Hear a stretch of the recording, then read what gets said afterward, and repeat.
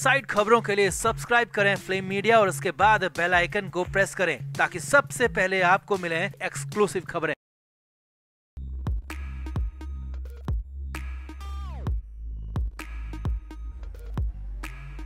तो जहां एक तरफ भारतीय सेना के ऑपरेशन सिंदूर पर हर भारतीय को गर्व हो रहा है, चाहे विपक्षी पार्टी हो या फिर किसी भी धर्म से जुड़े लोग हो, हर किसी को ऑपरेशन सिंदूर पर पहलगाम में जो कुछ हुआ उसका जो बदला लिया गया उस पर गर्व हो रहा है। हर भारतीय को आज इस बात का फक्र है कि भारतीय सेना ने पाकिस्तान को मुंह तोड़ जवाब दिया है। लेकिन इस बीच सियासत भी अपने चरम पर है। जी हाँ, महाराष्ट्र में ठाकरे बंधु जो कि खुद को बहुत बड़ा देश प्रेमी बताते हैं, लेकिन वो ऑपरेशन सिंदूर पर आपस में ही भिड़ गए हैं। उनके बयान सिर चकराने वाले हैं। तो आपको भी दिखाते हैं राज ठाकरे ने क्या कहा, उद्धव ठाकरे ने क्या कहा, आपको भी दिखाते हैं। आप भी वीडियो को शेयर करें और अपनी राय कमेंट बॉक्स में जरूर दें।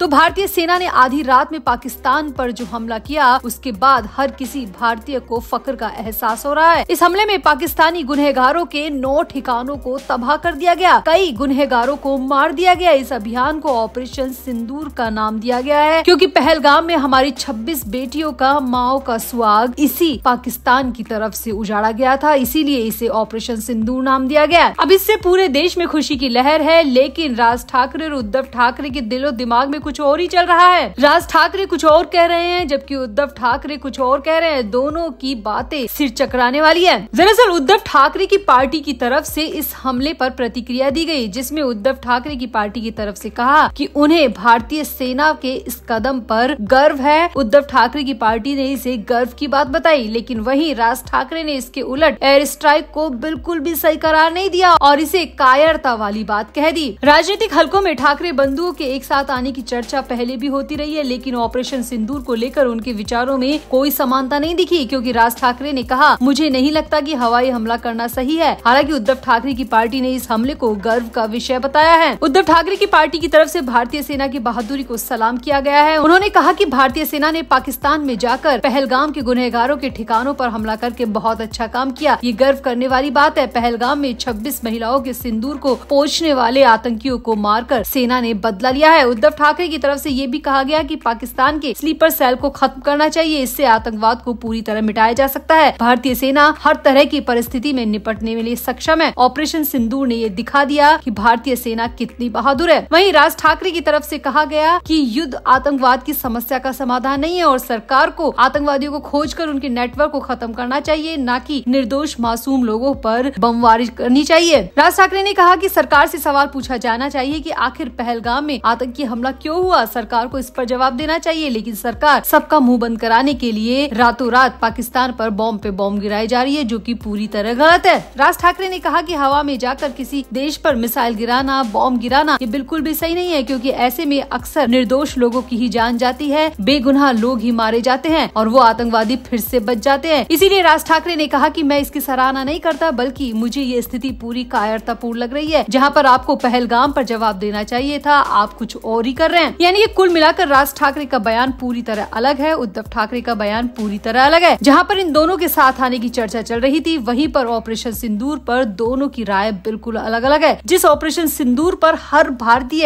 एक स्वर में बोल रहा है, जय हिंद बोल रहा है, भारतीय सेना को सलाम कर रहा है, प्रधानमंत्री मोदी के साथ खड़े होने की बात कर रहा है, चाहे वो सेलिब्रिटी हो, बिजनेसमैन हो, चाहे विपक्षी दल हो, लेकिन राज ठाकरे बिल्कुल अलग भाषा बोल रहे हैं और इसे कायरतापूर्ण कदम करार दे रहे हैं। तो आपका राज ठाकरे के बयान पर क्या कहना है, उद्धव ठाकरे के बयान पर क्या कहना है, आप भी अपनी राय कमेंट बॉक्स में जरूर दें और वीडियो को भी शेयर करें।